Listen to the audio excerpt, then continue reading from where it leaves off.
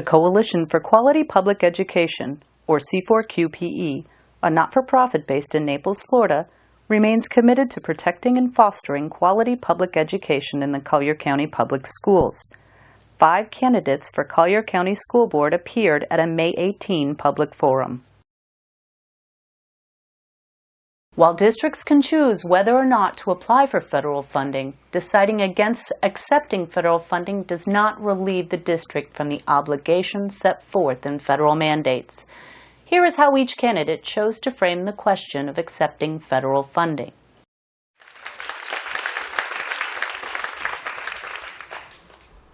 My next question happens to take that up.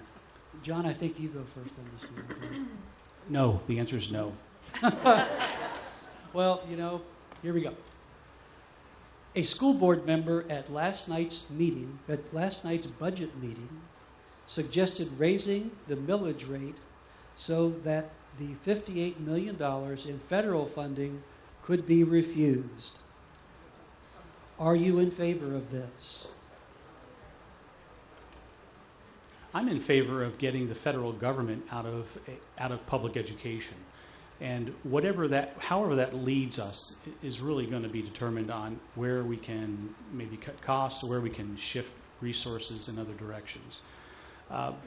You know, since No Child Left Behind, this education has really taken a very drastic turn. We're not talking about kids, we're talking about money now, aren't we? Why are we not focusing on the kids and what's best for the kids? I talked with one of my teacher friends, and yes, I've been out of Collier County for the last 10 years working in private schools and homeschooling. But I talked to her, and she's been teaching for 20 years. And she said, John, her daughter goes now to a private middle school. And she said, John, if we could just get public schools back to where they used to be before No Child Left Behind. And that's where kids were the center and not money. And so getting the federal government out of public education is going to be, I think, it's going to be a tough task, but we have to have board members who are willing to stand up and do something to get that back the way it used to be before 2002. Thank you.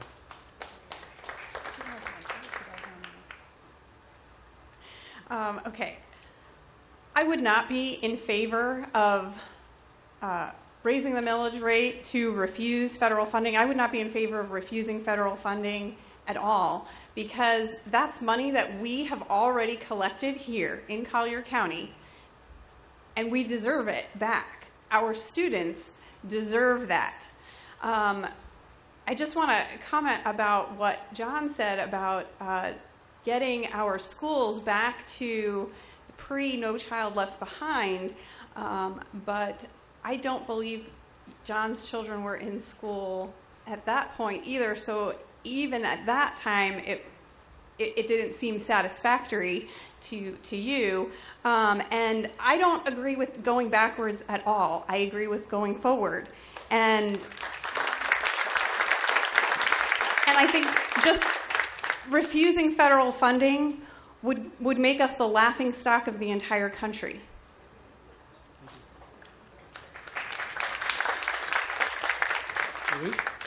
I would not support that school board member on the millage rate at all. I think that the taxpayers need to be given some relief. They've been subsidizing the discounted impact fees for the past 5 years. And rising property values, we should be decreasing the millage rate and use the rollback rate until we retire the debt.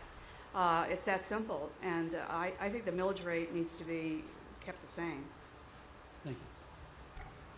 Okay, well, first of all, I mean, there are board policies that say we have to use that funding, so we'd have to change the board policy. Secondly, we're not allowed to increase our millage rate. The state sets our millage rate because we can only collect 90% of our federal funding, and that's where we are right now. So we have to understand that. But, you know, that federal funding, and I know Mr. Dixon has talked about not taking the federal funding, but that federal funding provides Lorenzo Walker, it provides Title I, it provides ESC.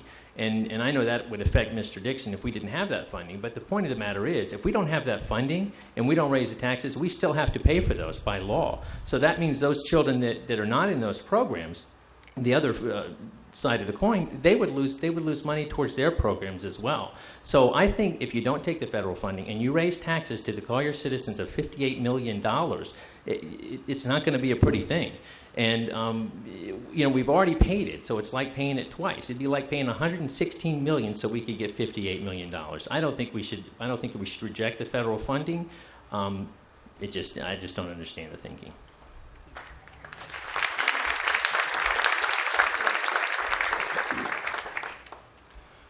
Well, I can't answer the question right now as to whether or not we should raise the millage rate or not, because I think the first thing we need to do is we need to go through the current budget line item by line item with a fine-tooth comb.